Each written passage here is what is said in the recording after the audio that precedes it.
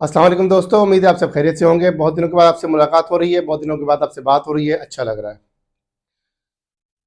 मशहूर कहावत है, जिसकी लाठी उसकी भैंस और ताकतवर को आंच नहीं। लाहौर से एक वकील साहब को उनके चैम्बर से जिस तरह पुलिस ने उठाया, पुलिस ने एक निहत्थे वकील को अपने क्लाइंट्स के साथ बैठे हुए, अपने दोस्तों के साथ बैठे हुए इस तरह वहां से उठाया जैसे किसी को अगवा करके लेके जा रहे हैं, जैसे किसी बड़े जबरदस्त बदनाम जमाना दहशतगर्द को गिरफ्तार कर रहे हैं।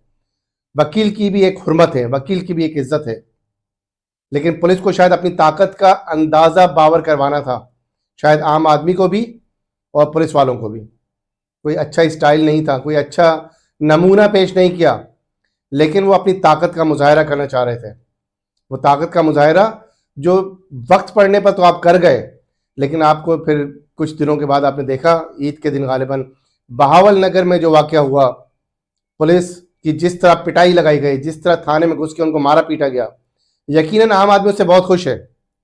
आम आदमी की आपने इज्जत, चादर और चार दीवारी की पामाली आपने अपना पेश एक वतीरा बनाया हुआ है आपने। आप उससे बाज नहीं आते, आपको किसी वारंट की जरूरत नहीं पड़ती, आपको किसी कानून, किसी अदालती कार्रवाई की जरूरत नहीं पड़ती। पीटीआई के दोस्त इस पे बड़े खुश हैं और होना भी चाहिए, मैं भी आज उनके साथ हूं।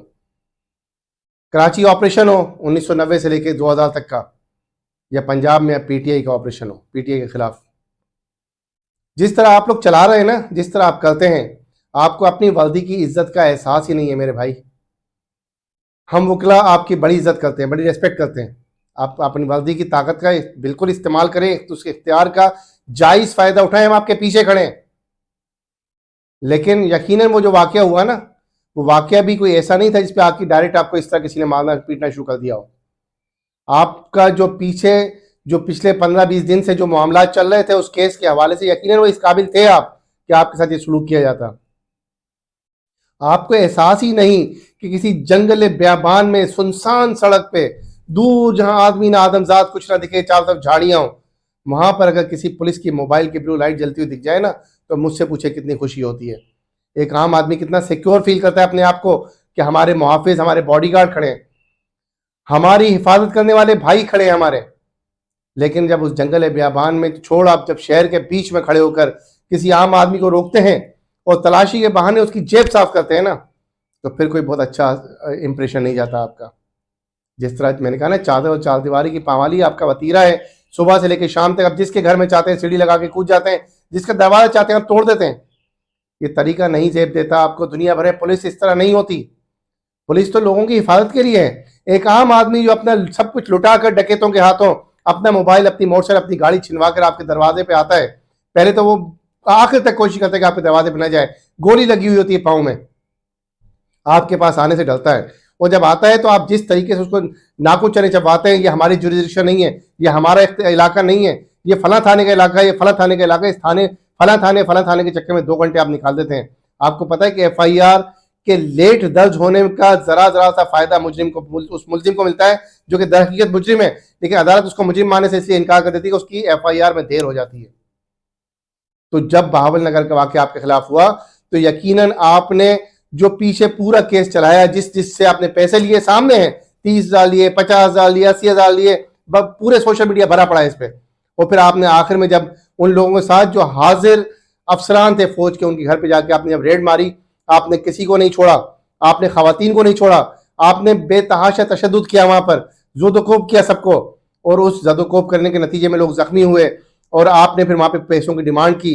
और जब आखिर में आपने देखा कि पिटीशन फाइल हो गई हाई कोर्ट में, और आपको लगा कि अब थाने पे हमारे जो है वो ऐसा ना हो कि छापा पड़ जाए अदालत का, आप जो न्यूज है, कंफर्म न्यूज जो सामने आ रही है, आपने डीपीओ साहब को काट दो, फिर आपने थाने को चेंज किया, थाना शिफ्ट किया, और वहां पर जो एसएचओ साहब थे, उन्होंने जब देखा कि इतने ज्यादा शदीद जख्मी है, उन्हें हॉस्पिटल मुंतकिल किया।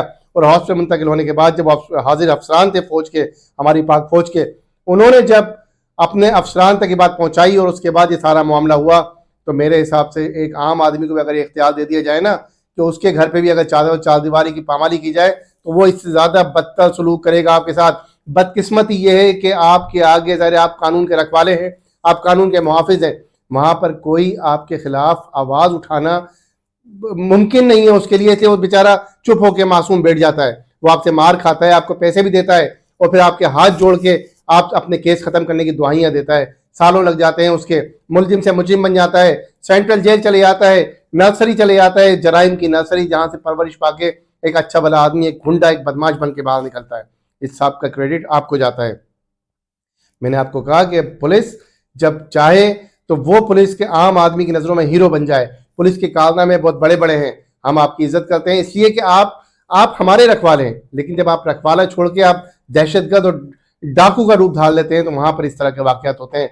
इन वाकयात की यकीनन कोई भी, हम में से कोई भी इन वाकयात की हिमायत न कर सकता है, ज़ी-शऊर या होशमंद आदमी न करना चाहिए, क्योंकि पाक पुलिस सिविलियन हमारा सिक्योरिटी का इदारा है और आर्म फोर्सेस पाक आर्मी सरहदों की हिफाजत करती है। आप इंटरनल सिक्योरिटी देखते हैं, वो आउटर सिक्योरिटी या बॉर्डर सिक्योरिटी देखते हैं। यकीनन दुनिया भर के उन ममालिक में जहां पर कभी भी किसी भी सूरत में इन दोनों फोर्सेस का टकराव हुआ है तो वो मुमलिकतें, वो ममालिक सफ़े हस्ती से या तो मिट गए हैं, मिटा दिए गए हैं, या फिर उनके मामलात इस हद तक ख़राब हुए कि खून रेजी शुरू हो गई, अवाम ने एक दूसरे को मारना शुरू कर दिया। अल्लाह न करे कि हमारे पास वो वक्त आए। अल्हम्दुलिल्लाह आईजी पंजाब ने और हमारे chief of the army staff ने बहुत अच्छे से इन मामलात को टैकल किया और तमाम मामलात अल्लाह का एहसान है कि सुलझ गए। और चाहे किसी भी तरह सुलह हुई, लेकिन सुलह सफाई के बाद वो मामला ख़त्म हो गए। लेकिन मेरे भाई आपसे रिक्वेस्ट ये है कि आम आदमी को भी इतनी इज्जत दें, आम आदमी का भी ख्याल करें, उसको उस हद तक लेके ना जाएं कि जिस दिन आम आदमी भी आपके खिलाफ खड़ा हो जाए। तो हमारे यहाँ मामला बदकिस्मती से ऐसे हैं कि अदालतों से लोगों को शिकायतें हैं, वकला से लोगों को शिकायतें हैं, मनहसुल कौम हमारा आवा ही बिगड़ा हुआ है। हम किसी भी सूरत में अपना किबला दुरुस्त करने को तैयार नहीं, ना इस पर जब नहीं होते तो इस तरह के नताइज सामने आते हैं। हम में से हर एक को समझना पड़ेगा, ये मामलात इस तरह नहीं होंगे। मैं फिर कह रहा हूं कि उस एएसएफ के सिपाही को, उस एएसएफ के अफसर को, एयरपोर्ट सिक्योरिटी फोर्स के अफसर को जिसने एयरपोर्ट पर उस बच्ची को धक्का दिया था, उसको कड़ी से कड़ी सजा देनी चाहिए। सिर्फ सस्पेंशन मेरे हिसाब से नाकाबिल कबूल है हम लोगों के लिए। इसी तरह चीज़ों को पाकिस्तान के हालात के हिसाब से बेहतर करें, तमाम सिक्योरिटी के इदारे आपस में शीरो शकर हों और ये समझ लें कि अवाम है तो बाकी सब तमाम लोग हैं। आप लोग वर्दी पहनते हैं ना जब, तो वर्दी पहन के अपने आप को खुदा ना समझें। वर्दी पहन के भी आप आम आवाम के मुलाजिम होते हैं, आम आवाम की रखवाले होते हैं। आवाम नहीं होगी तो आप किसकी रखवाली करोगे? तो मेरे भाई अल्लाह ताला हम सबका हामी नासिर हो और अल्लाह ताला आप सबको भी हिदायत दें और हमें भी हिदायत दें कि हम अपने मुल्क की खातिर अच्छे से अच्छा बर्ताव अपने शहरियों के साथ करें ताकि कल कोई इस तरह का वाक़या दोबारा रूनुमा ना हो। जज़ाकल्लाह खैर। अल्लाह हाफिज़।